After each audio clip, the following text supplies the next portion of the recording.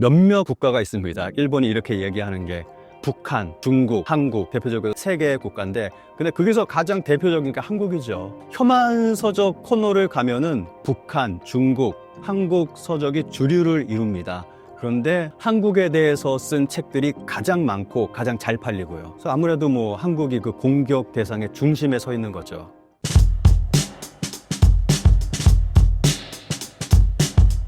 최근 일본 내 혐한 분위기가 사라진 것이 사실인가요?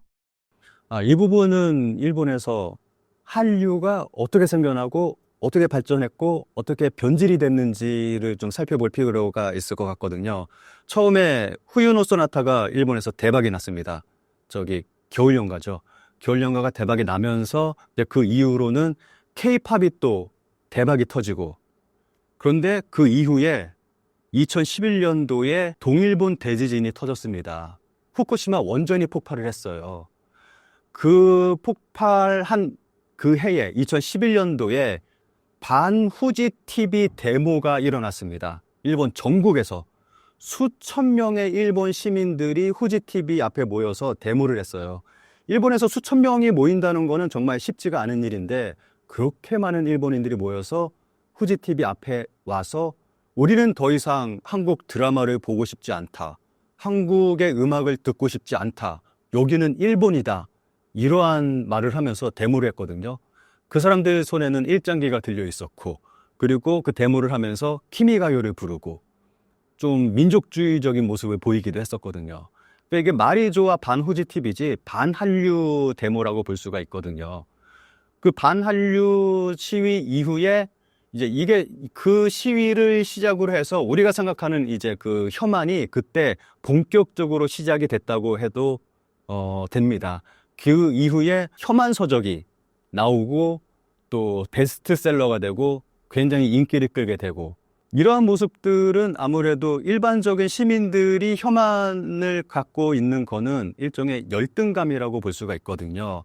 그동안 일본인들이 생각했던 한국은 못 사는 나라, 그러니까 일본으로 돈 벌러 오는 나라, 일본에 가장 많이 불법 체류하고 있는 나라, 일본이 한때 식민지 지배했었던 자랑스러운 역사의 한 부분, 뭐 이런 식으로 한국을 생각하고 있었는데, 어느 날 갑자기 한국의 문화가 한류라고 하면서 일본 전국에 확 퍼지면서 인기를 확 끌게 되니까, 이런 건 열등감 때문에 이제 좀 혐한 현상이 크게 번지기 시작한 거죠.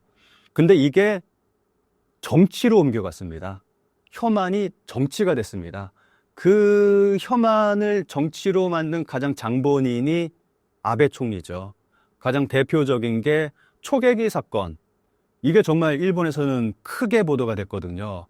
초계기가 우리나라 전함을 저공 비행하면서 위협을 했는데, 일본에서는 우리나라 전함이 일본의 초계기를 조준 사격하려고 했다, 그러니까 군사적 위협을 가했다라고 보도를 했고, 한국보다 더 크게 보도가 됐습니다. 그리고 굉장히 장기간 이걸 굉장히 자세하게 보도를 했고, 지금까지도 이거를 보도를 하고 있는 상태고, 그러니까 한국을 군사적 위협으로 보는 그러한 형태를 만들어 버렸어요. 그 이후에 아베의 그 지지율이 쫙 올라가고, 그러니까 그 예전에는, 그 전까지만 하더라도 북한이 일본 정치권에서 사용하는 하나의 재료였거든요. 북한 들먹거리면서 이제 정치권의 그 지지율 쫙 올리고 하는 그러한 재료로 사용을 했는데, 한류가 터지고 나서부터는 한류가 정치의 중심에 들어가기 시작을 했습니다. 그 이후에 터진 게 수출 제재죠. 한국을 범죄 국가로 정한 거예요. 야, 얘네들 북한에 이런 거 하고 있다, 그러니까 한국에 일본의 물건을 수출하면 안 된다, 수출 제재 하면서 그게 터진 거잖아요. 그러면서 한국에서 정말 크게 반발이 일어났고, 또 그러면서 아베의 지지율이 쫙 올라가고, 이런 식으로 혐한이 정치가 됐습니다. 그 이후부터 본격적으로 아베가 혐한의 정치로 적극적으로 이용하기 시작을 한 거죠. 혐한이 정말 일본의 주류적인 분위기인가요? 제가 생각할 때는 주류적인 분위기라고 생각을 합니다. 그러니까 목소리를 내는 사람들은 정말 우익들, 이런 사람들은 뭐 굉장히 적극적이고 크게 목소리를 내는데 일반인들은 뭐 목소리를 내지는 않지만 아무래도 그 일본 정치권에서 계속 그런 얘기를 하고 그리고 일본 언론에서 계속 그러한 얘기를 하다 보니까 좀 그런 것들이 머릿속에 박히고 그게 사실이라고 생각하는 사람들이 굉장히 많이 있죠. 그래서 일본인들하고 얘기를 하다 보면 이거는 좀 연령대하고 좀 갈리는 부분이 있는 것 같아요. 아무래도 한 40대 밑으로는 한국에 대해서 좀 우호적인 생각을 가진 사람들이 많이 있고 특히 여성 같은 경우에는 그런데 40대부터 그 위로는 좀 혐한 정서를 가지고 있는 사람들이 많고 특히 50대 이상으로는 옛날 생각을 하는 사람들이 많은 것 같아요. 한 80년대까지, 뭐 한 90년대 못 사는 나라 한국 이런 생각 가지고 있는 일본인들이 굉장히 많습니다. 좀 나이 든 사람하고 일본인들하고 이야기를 하다 보면 그런 걸 좀 강하게 느끼는 경우가 많이 있거든요. 일본에서 혐한 분위기가 사라진 이유가 무엇인가요? 예, 이렇게 혐한이 흘러오다가 혐한이 갑자기 딱 끊긴 게 코로나였습니다. 그러니까 그 전까지만 하더라도 정말 많은 혐한 시위가 있었어요.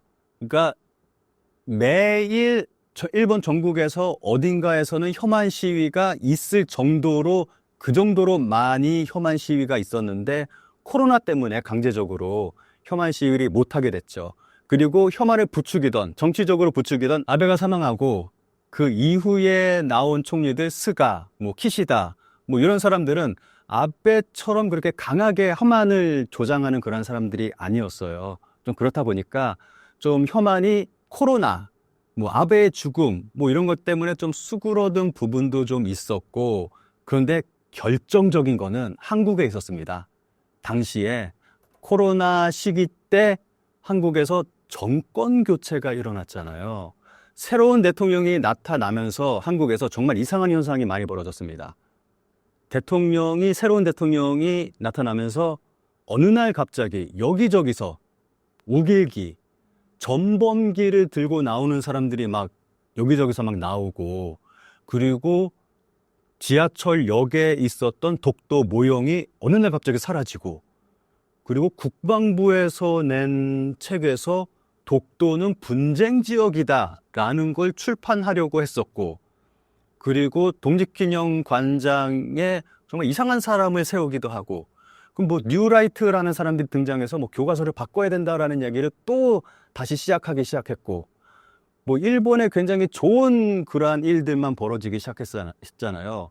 그러면서 역대 일본 총리들이 전부 다 한국에 와서 한국의 대통령을 만나고 일본의 국회의원들 막 들어와서 대통령 만나고 싶어 해서 막 만나고 이러한 일들이 벌어졌습니다. 그러니까 일본에 유리한, 일본에 좋은 일만 하다 보니까 뭐 굳이 일본에서 혐한 보도를 내보낼 필요가 없죠. 굳이 혐한 보도 내보내면서 혐한 정치를 하면서 한국을 자극할 필요는 없잖아요. 잘 해주고 있으니까. 그러니까 그 이후로 혐한이 싹 사라졌습니다. 얼마 전에 한 그저껜가 한 2, 3일 전에 일본 좀 극우 성향의 그 언론에서 기사가 난 게 있는데 인터넷에서 갑자기 혐한이 사라졌다. 뭐 이러한 제목으로 기사가 났더라고요. 쭉 읽어보니까 제가 지금 말씀드린 그러한 이야기를 하고 있더라고요. 그러니까 한국에서 이러한 일을 하고 있었기 때문에 일본에서 뭐 혐한성 기사를 낼 필요가 없기 때문에 뭐 사라졌다. 그러면서 붙는 얘기가 있습니다, 지금. 일본에서 걱정하고 있는 게 정권 교체가 되면 어떻게 하느냐.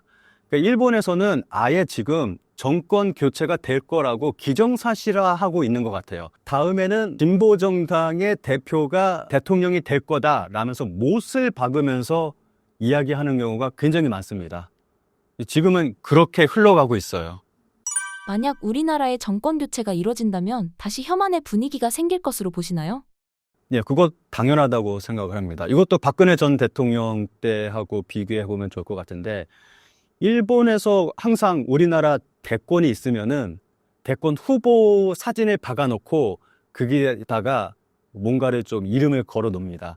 박근혜 후보와 문재인 후보가 붙었을 때는 박근혜 후보 사진 위에는 친일 이렇게 박아놓고 문재인 후보 사진 위에는 반일 이렇게 적어놓고 그리고 지난 대선에는 윤석열 후보 위에는 친일, 그리고 이재명 후보 위에는 반일, 이렇게.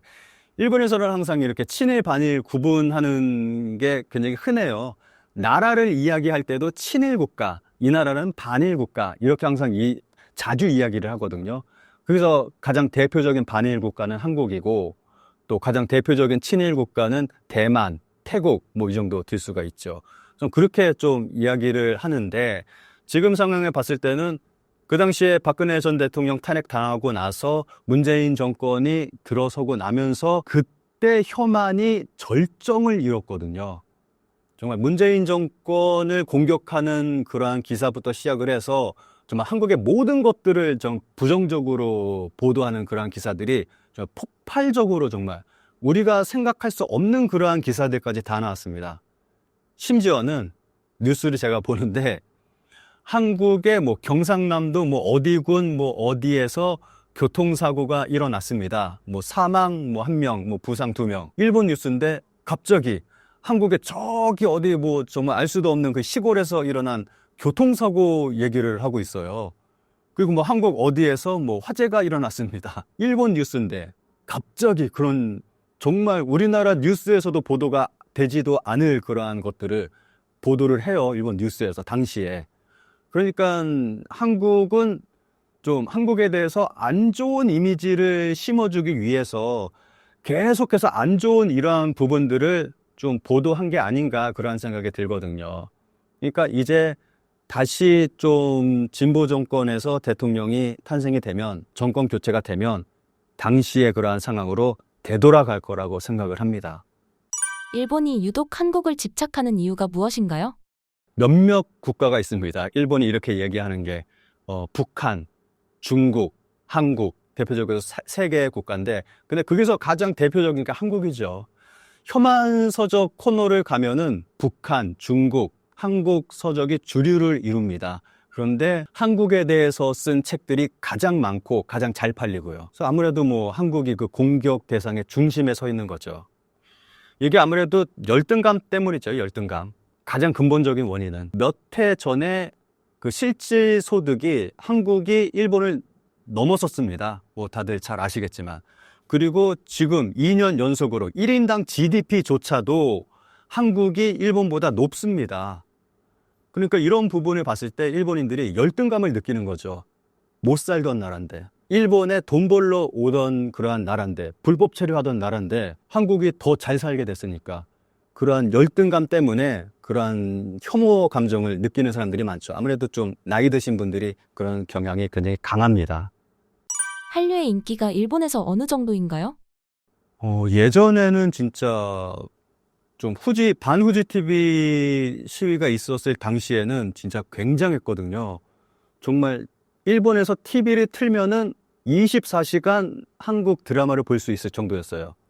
그러니까 어느 채널에서는 반드시 한국 드라마를 방송을 하고 있었어요. 그리고 어디를 가나 한국 노래가 들려왔고, 그리고 거리에는 한국 연예인들을 모델로 삼은 그 광고판들이 쫙 붙어 있었고, 근데 반후지 TV 시위 이후에 좀 타격을 많이 받긴 받았죠. 근데 그 위에 더 크게 터졌죠. 이제는 뭐 10대들까지 한류를 굉장히 좋아하고, 지금은 뭐 그때보다 더 굉장히 크게 뭐 한류가 일본에서 번지고 있으니까 한국어를 배우는 그러한 사람들도 굉장히 많습니다. 정말 많아졌습니다. 제가 일본에서 정말 친하게 가깝게 지내는 분 중에서 제일동포 선생님이 계시는데 한국어를 이제 일본 분들에게 한국어를 가르치시는 제일동포 분이 계시는데 한국어 배우는 사람들도 많이 늘어났고 그리고 굉장히 좀 적극적으로 이제 한국을 이제 배우려고 하는 그러한 사람들도 많이 있습니다. 정말 놀라운 건 일본 서점에 가면은 한국 역사 드라마를 통해서 배우는 한국의 역사. 대하 드라마가 있잖아요. 역사 드라마가 있잖아요. 그 등장 인물들을 이제 연도별로 분류를 해서 이 시대에는 이 사람이 뭐 이거였다, 이 왕이었다. 그러면서 이제 한국의 역사를 배우는 거죠. 그러한 책이 나올 정도입니다. 한국의 역사를 배우는 이유는 실질적으로 일본이 한국에 역전됐기 때문에 나오는 현상일까요? 아니요, 이거는 아무래도 한류의 영향력이 너무 강하다 보니까 그렇게 된 거죠. 우리가 뭐 저는 미국 문화를 굉장히 좋아합니다. 영화를 봐도 주로 미국 영화를 보고, 그리고 제가 재즈를 정말 좋아하는데, 재즈 매니아인데, 정말 미국의 그 재즈 정말 좋아해서 미국 음악만 듣거든요.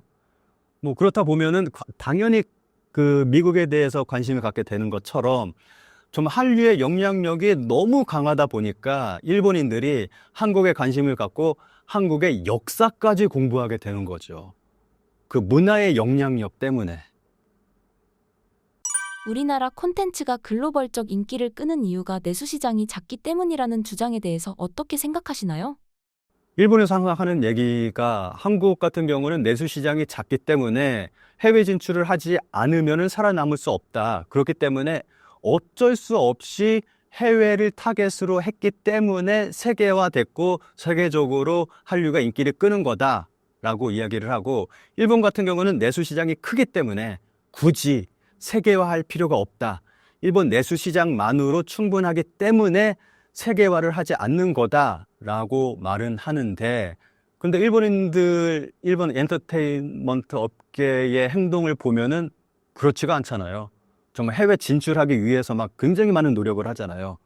최근에 가장 정말 재미있는 대표적인 예가 하나 있습니다. 아라시라고 일본의 굉장히 유명한 아이돌 그룹이 있어요. 그 아라시가 세계화를 한답시고 브루노 마스한테 곡을 받았습니다. 이거 굉장히 유명한 예인데, 그 프로듀서를 맡겨서 이제 작사 작곡 맡기고 프로듀서를 맡겼어요. 곡을 만들어 주세요 하고 이제 브루노 마스한테 이제 부탁을 한 거죠. 듣지 않은 소문에는 한 70억 정도를 줬다고 그래요. 굉장히 큰 금액을 주고 맡긴 거죠. 근데 곡을 만들었는데 곡 발표한 그 날만 빌보드 탑 100 순위 뭐 끝자락에 잠깐 단 하루 올라갔다가 그 위에 사라져 버렸습니다. 아무도 기억하지 못하는 그러한 곡이 돼버렸어요. 그냥 망신만 당하고, 뭐 브루노 마스 같은 경우는 캐리어에 스크래치만 생기게 된 거죠. 뭐 그런 일이 있었는데, 그와 반대로 한국에서 최근에 로제의 아파트 전 세계적인 대박이 터졌잖아요. 브루노 마스가 참여했어요. 심지어는 태극기까지 들고 나옵니다. 근데 이게 제작사에서 이거 태극기 들어라고 부탁을 한 게 아니라 브루노 마스가 자발적으로 케이팝 아니냐, 이거 한국 노래 아니냐 라면서 자기가 직접 태극기를 준비했다고 하더라고요. 태극기를 흔들면 재미있을 것 같다 라면서 직접 준비를 해서 한 건데, 뭐 큰 돈을 줬겠습니까?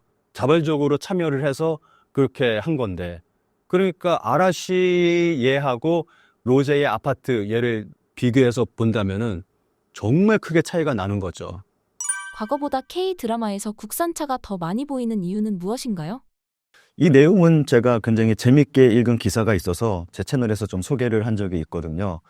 어느 기자가 한국 드라마를 봤더니 예전하고 지금하고 굉장히 변화가 크더라 라면서 한국과 일본 드라마를 좀 비교하는 그러한 내용의 기사였습니다. 근데 예전 한국 드라마를 봤을 때는 드라마에서 한국 자동차가 안 나오더라. 대체로 유럽 자동차를 타고 다니더라, 주인공들이. 그런데 지금 한국 드라마를 봤더니 대체로 한국 자동차를 타더라.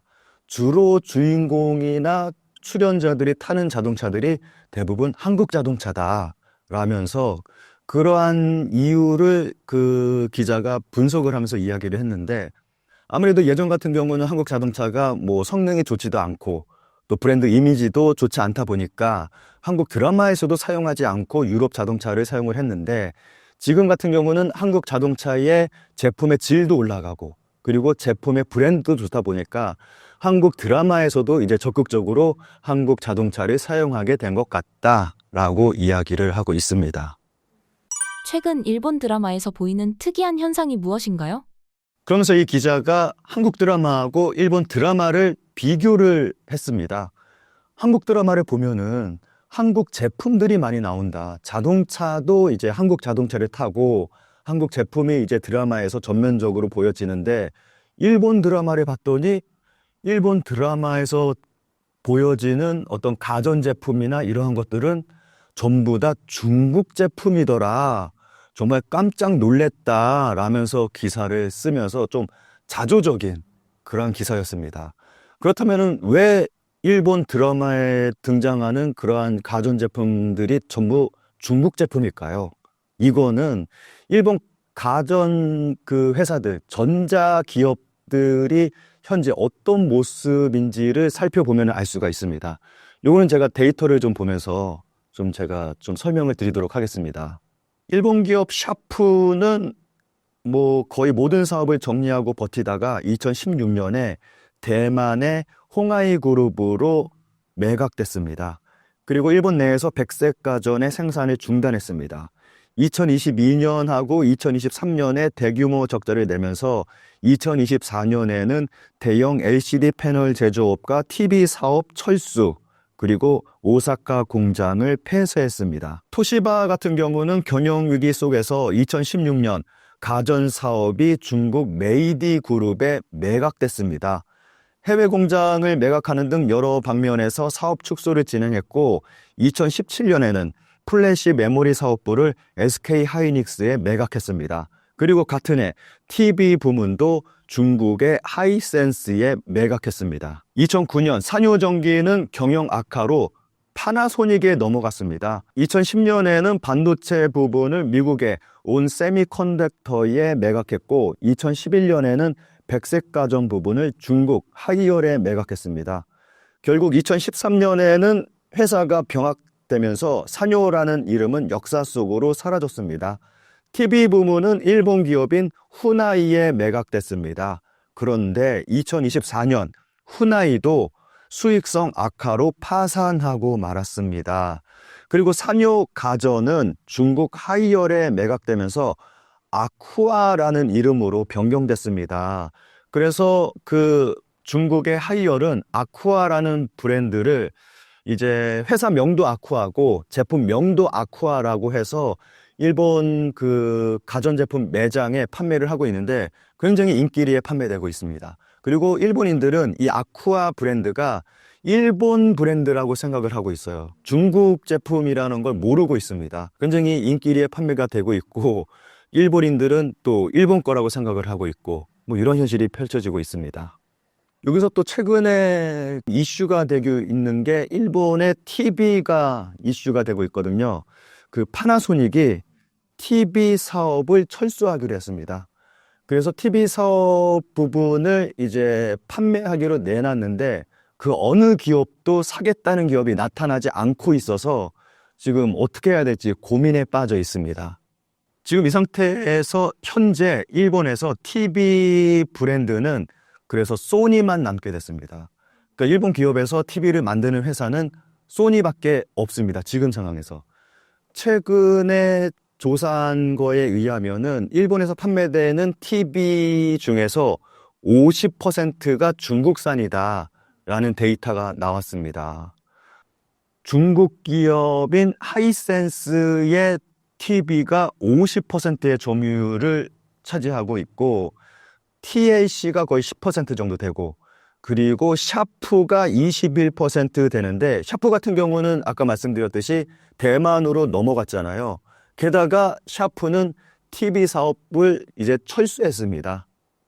이렇게 된다면은 일본 같은 경우는 이제 뭐 앞으로 중국 제품이 이제 장악하게 될 거라는 게 뭐 명확하죠. 네, 이러한 이유로 일본에서는 이제 더 이상 일본 전자제품을 찾아보기가 힘듭니다. 일본 가전 매장, 일본 전자제품 매장을 가면은 거의 대부분 중국 제품이에요. 그러니까 일본에서는 지금 말씀드렸듯이 다 망하고 매각당하고 했으니까 일본 제품이 없다 보니까 다 중국 제품밖에 없고 한국에서는 찾아볼 수 없는, 한국에서는 팔지 않는 그러한 중국 제품들도 일본에서는 많이 판매를 하고 있습니다. 그런 것들이 굉장히 많이 좀 판매가 되고 인기가 좋고 하다 보니까 아까 말씀드렸듯이 일본 드라마에 등장하는 그러한 제품들도 중국 제품이 등장하는 그러한 일이 벌어지고 있습니다. 넷플릭스가 일본보다 한국 콘텐츠에 더 많이 투자하는 이유가 무엇인가요? 아무래도 한국 콘텐츠가 인기가 좋기 때문이죠. 뭐 예를 든다면은 오징어 게임 같은 경우는 전 세계적으로 대박이 터졌고, 그리고 최근에는 그 흑백 요리사라던가 이제는 예능까지 넷플릭스가 만들고 있잖아요. 그리고 굉장히 크게 인기를 끌고 있고, 그러니까 한국에서 드라마나 뭐 예능까지 만들어서 인기를 끌게 되면은 전 세계적으로 인기를 끌다 보니까 넷플릭스가 굉장히 공격적으로 한국에 투자를 하고 또 한국 컨텐츠를 만들고 있습니다. 이거는 아무래도 좀 가성비 부분도 좀 생각해 볼 수도 있는 거죠. 뭐 미국에서 만들면은 굉장히 어마어마한 제작비가 드는데 그게 뭐 몇 분의 1밖에 안 되는 뭐 저렴한 가격으로 한국에서 만들면 굉장히 양질의 컨텐츠가 나오고, 그리고 세계적으로 또 인기를 끌게 되고, 그러한 현상이 벌어지는 거죠. 그리고 일본에 투자를 또 안 하는 건 아닙니다. 넷플릭스가. 넷플릭스 같은 경우는 일본에는 그 애니메이션에 투자를 굉장히 많이 하고 있거든요. 근데 작년 같은 경우에 좀 논란이 좀 있었어요. 좀 기사가 많이 나온 게 있는데, 넷플릭스가 더 이상 일본 애니메이션에 투자하지 않는다라는 그런 기사가 나왔거든요. 넷플릭스가 굉장히 그 많은 부분을, 굉장히 큰 금액을 일본 애니메이션에 투자를 했습니다. 그런데 그만큼 성과가 나오지 않았습니다. 요거는 일본 애니메이션 업계의 어떤 좀 여러 가지 문제들과도 좀 겹쳐 있거든요. 일본 애니메이션 업계 같은 경우는 애니메이션을 통해서 그 수익을 얻는 게 아니라 거의 수익이 안 나는 형태로 방송국에 납품을 해서, 그게 이제 방송이 되면은 그 외적인 부분, IP를 통해서 어떤 캐릭터 상품을 낸다거나 해서 그걸로 수입을 얻는 게 대부분인데, 넷플릭스는 돈을 받잖아요. 그 돈을 받아서 이제 작품을 만들어내는데, 이렇게 되면은 그 IP가 넷플릭스로 넘어갑니다. 여기서 이제 IP 상품을 만들 수가 없게 되는 거죠. 그렇게 되다 보니까 제작사에서 다른 부분보다도 이제 돈을 일단 받았으니까 이걸로 자기들이 만들고 싶어 하는 작품들, 좀 실험적인 작품들, 그러한 것들을 많이 만들어서 납품을 하다 보니까 좀 넷플릭스에서 반영되는 일본의 애니메이션들이 좀 인기가 그만큼 좀 많이 없었다. 그래서 좀 실적이 많이 나오지 않다 보니까 넷플릭스에서 이제 일본 애니메이션에 대한 투자를 많이 줄이게 될 거다라는 그러한 기사가 굉장히 많이 나왔습니다. 그래서 일본 애니메이션의 위기다, 뭐 이런 얘기가 좀 나왔는데, 지금 보면은 뭐 여전히 일본 애니메이션 많이 나오고 있는 거 보면은 아직까지는 그 투자가 줄어들지는 않은 것 같다는 생각이 좀 들기도 합니다. 일본 한류 열풍의 이유를 어떻게 보시나요? 저는 문화는 물과 같다고 생각하거든요. 이제 물이 높은 곳에서 낮은 곳으로 흐르는 것처럼 문화도 높은 곳에서 낮은 곳으로 흐른다라고 생각을 하고 있습니다. 아무래도 일본의 대중문화보다도 한국의 대중문화의 수준이 높으니까, 아무래도 일본인들도 보는 눈이 있고 듣는 귀가 있으니까 한국의 드라마가 더 재미있고 한국의 음악이 더 좋으니까 그 한국 한류가 더 크게 인기를 끌게 되는 거겠죠. 제가 일을 할 때 좀 라디오를 자주 들으면서 일을 하거든요. 근데 가끔씩 일본 라디오도 좀 들으면서 일을 하게 됩니다. 근데 일본 라디오 들으면 일본 음악이 나오잖아요. 그 듣다 보면은 아, 음악 괜찮다. 뭐 예전에 이런 90년대에 만들어졌던 일본 음악은 참 좋았는데 하면서 음악을 들으면서 일을 합니다. 근데 나중에 이제 음악이 끝나고 음악을 소개를 하게 되잖아요. 뭐 누구누구의 뭐 최근에 발표한 어떤 곡이었습니다 라고 얘기하는 거예요. 저는 90년대에 만들어진 곡이라고 생각을 하고 들었는데 지금 만들어진 최근에 발표한 곡이라고 설명을 하는 거예요. 정말 깜짝 놀랄 수밖에 없는 거죠. 그러니까 일본의 대중음악을 보면은 이제 한 90년대, 한 2000년대쯤에서 멈춰 있는 경우가 굉장히 많습니다. 그러니까 좀 지금 들어보면 촌스러운 그런 곡들이 굉장히 많은 거죠. 좀 발전이 멈춘 상태예요. 그 이유는 모르겠지만 여전히 90년대까지만 하더라도 일본 음악 정말 잘 만들었습니다. 대규모의 자본을 투자를 하고 그리고 정말 괜찮은 곡들을 만들어내고 했는데 이게 어느 순간 멈춰버렸어요. 그리고 또 일본에서 또 나오는 재밌는 얘기가, 한국이 이렇게 K-팝이 세계적으로 인기를 끈 이유가 한국은 내수 시장이 작기 때문에 세계화를 위해서 세계화를 위한 음악을 만들기 때문에 세계적으로 인기가 좋다라고 말을 합니다. 그리고 일본이 이제 세계적으로 인기를 끄지 못하는 이유는 내수 시장이 커서 내수 시장을 위한 음악을 만들기 때문에 일본 음악은 세계적으로 인기를 끌지 못하고 밖으로 나가지 못하는 거다라고 말을 하는데, 근데 일본 상황 들여다보면은 한국 K-팝 굉장히 부러워하잖아요. 그리고 일본 음악도 세계화 시키겠다고 굉장히 많은 노력을 하고 몸부림을 치고 있고, 대표적인 예를 든다면은 그 브루노 마스를 대표적으로 얘기를 들 수가 있는데, 일본의 굉장히 유명한 아이돌 그룹 아라시라고 있습니다. 아라시가 세계화를 한다고, 이제 세계화 진출을 한다고 브루노 마스를 이제 초빙을 해서 곡을 받았어요. 작곡을 하고 이제 브루노 마스한테 프로듀서를 맡기고, 뭐 나돌아다니는 소문에 의하면은 브루노 마스한테 한 70억 가량의 돈을 줬다라고 하는 그런 소문이 있습니다. 그러니까 어마어마한 돈을 주고 브루노 마스한테 곡을 받았어요. 그래서 발표를 했습니다. 그런데 발표한 첫날만 그 빌보드 차트 한 100위 안에 하루 동안 잠깐 들었다가 그 이후에 사라져 버렸습니다. 모두의 기억에서 사라져 버린 그러한 곡이 돼버렸습니다. 세계화를 한다고 그렇게 몸부림치면서 큰 금액을 들였는데 성과가 전혀 안 나온 거죠. 근데 반대로 최근에 한국에서 나온 로제의 아파트 보면은 브루노 마스 출연하잖아요. 브루노 마스가 뭐 돈 받았겠습니까? 거기서 또 심지어는 브루노 마스가 태극기까지 흔듭니다. 이게 뭐 제작사 측에서 요구한 게 아니라 브루노 마스가 직접 자기가 이거 K-팝이니까 태극기 흔들면 재밌겠다라고 생각을 해서 직접 준비를 해서 자기가 자발적으로 태극기를 흔든 겁니다.